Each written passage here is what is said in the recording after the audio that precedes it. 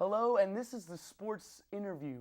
I'm Kevin Anzenberger, and if you are hearing me right now, you are probably listening at the halftime of the football game on WEHC 90.7.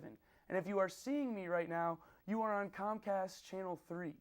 Today I have men's and women's cross-country coach Tom Antonucci seated beside me. Coach, thanks for being on the set. Absolutely, glad to be here. Yeah, so I want to talk about these last 2 weekends we had.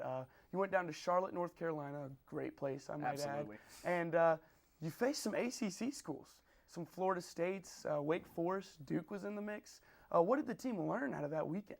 Well, one of the reasons I bring us to meets like that, both Barry and the Queen's Invitational, the past 2 meets we've been to have had some pretty big D1 teams. The reason we go to meets like this is to really learn what it's like to race against quick competition. One thing I've learned from my years of coaching is you just don't improve if you race against the same schools, the same people over and over again.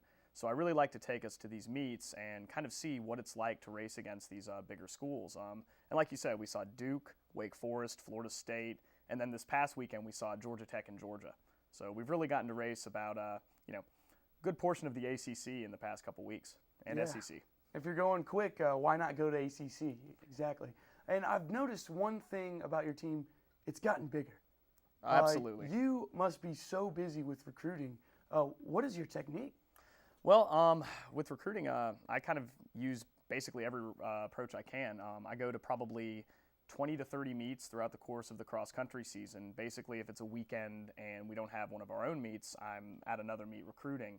And then I use every recruiting website possible, Be Recruited, NCSA, and then just word of mouth. I rely on my team a lot, and they've done a wonderful job with this. They do a fantastic job getting word out to their teammates. Nathan Fischel has actually done a fantastic job bringing on one of his former teammates, Caleb Simpson, one of our freshmen. And I don't think he'd be here if it wasn't for Nathan. So just those combinations have been crucial for us growing the way we are. Now, something I forgot to mention is you are also a coach of the club track team. It being a club sport, is that a little harder to recruit for? At first it was. The first year, talking to kids, especially when our team was so small, they'd look at the fact that we're not varsity track at the moment and really not give Emory a second look.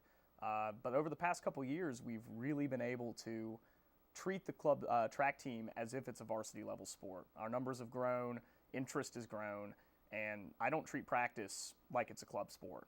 Practice is varsity level. We're doing the same things, variations on the same things that I did when I was at William & Mary. So, Division I school type training in a Division III atmosphere, even though it's club track. And you're doing a really good job, I might add. Thank you. I see you every weekend with a different recruit, touring the campus. Now bear with me. I'm a senior in high school. I'm a great runner, and you're interested in me.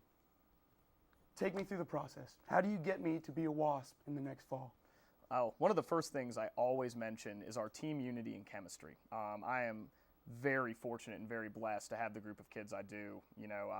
My captains, I think their GPA is somewhere around a 3.5, 3.7 for all 6-7 of my upperclassmen, which makes selling it from an academic standpoint very easy. So there's that. And then from an athletic standpoint, we have by far the most improved team in the ODAC the past 2 years. It's not even close, both girls and guys. So we're still young too. We have freshmen and sophomores primarily, just 3 or 4 juniors on our team. And with what we've already accomplished with such a young team, it really breeds a lot of excitement with the high school seniors. High school seniors love to see an improving team that's young because it shows them that they can come in, work with the same group of teammates that's already there for 2 or 3 years, and not have to worry about, well, this group's all seniors, I'm never going to meet any of them, never going to be able to run with any of them. So that's one of the things I really try and address.